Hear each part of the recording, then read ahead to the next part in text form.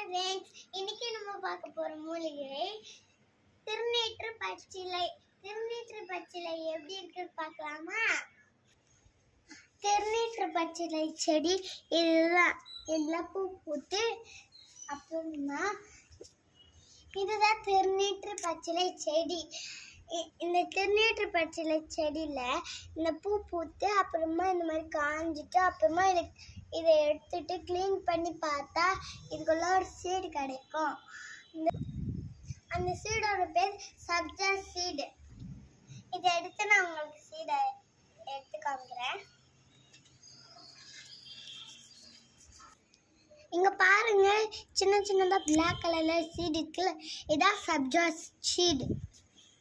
இந்த சீடை தண்ணியில மிக்ஸ் பண்ணி ஜூஸ்ல போட்டு குடிக்கலாம். இந்த சப்ஜா சீடை சாப்பிட்டோம்னா நம்ம உடம்புக்கு குளிர்ச்சியா இருக்கும்.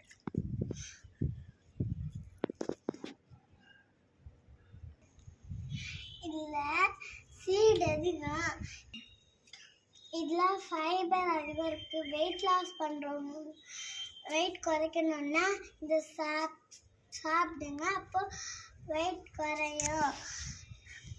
நீங்களும் இந்த மாதிரி பண்ணுங்க. ஓகே, பாய்.